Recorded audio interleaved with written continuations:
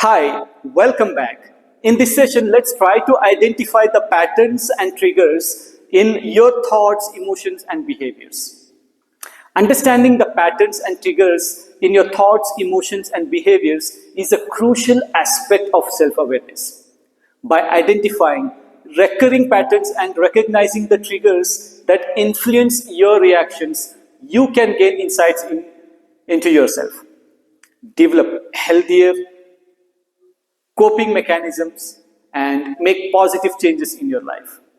Here is how you can identify patterns and triggers in your thoughts, emotions, and behaviors along with practices. And of course, I'll be sharing some examples.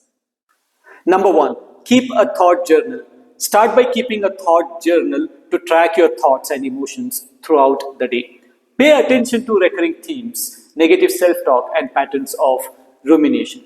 For example, Sarah notices a pattern of self criticism and perfectionism in her thought journal. Whenever she makes a mistake at work, she breathes herself for not being good enough and worries about how others perceive her. Recognizing this pattern allows her to challenge her negative thoughts and cultivate self compassion. Number two, identify emotional triggers. Reflect on situations or events that consistently evoke strong emotions or reactions in you.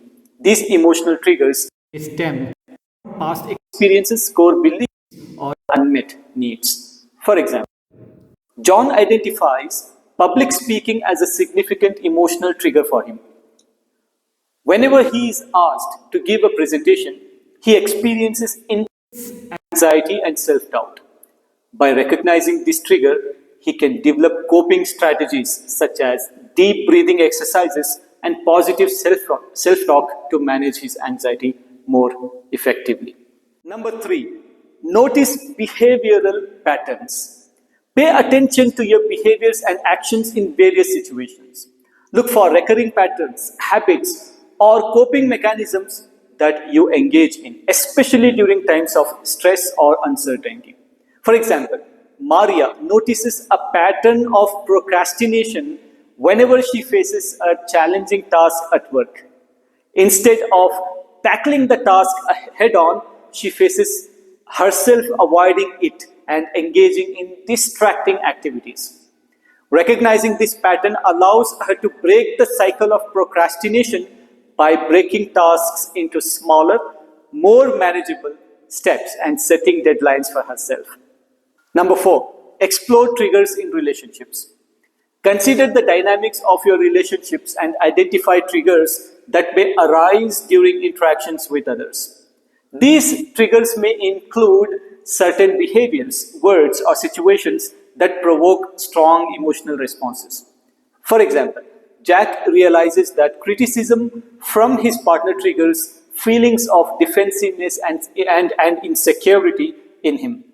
Instead of reacting defensively, he takes a step back to understand his partner's perspective and communicates his feelings openly and assertively, fostering to a healthier communication and the connection in their relationship. Number five, examine thought patterns. Examine your thought patterns and cognitive biases that may influence your perceptions and interpretations of events. Notice any tendencies towards negative thinking, catastrophizing, or overgeneralization. For example, Emily recognizes a pattern of catastrophizing in her thought patterns. Whenever something goes wrong at work, she immediately jumps to the worst case scenario and imagines catastrophic outcomes. By challenging these catastrophic thoughts and focusing on some realistic interpretations, she reduces her anxiety and improves her problem solving skills. Finally, seek feedback from others. Remember, seeking feedback from trusted friends, family members, colleagues, or anybody from external parties to only gain their external perspectives on your pattern and triggers is very, very important. They may offer valuable insights and, of course, based on their observations that you may not have noticed on your own. And in this process, they may also end up criticizing you. So take criticism or negative feedback and convert that to your strength and then start working towards it to make it positive one and then achieve best results. For example, let's say Tom asks his coworker for feedback on his communication style and interpersonal interactions, right? And his friend or coworkers provide constructive feedback about his tendency to interrupt others during meetings and dominate conversations. Now, armed with this feedback, Tom can work on his listening skills. He can improve and foster more inclusive communication practices, right? So it's all about taking feedback constructively and then start working on the feedback, improvise yourself to get better at it.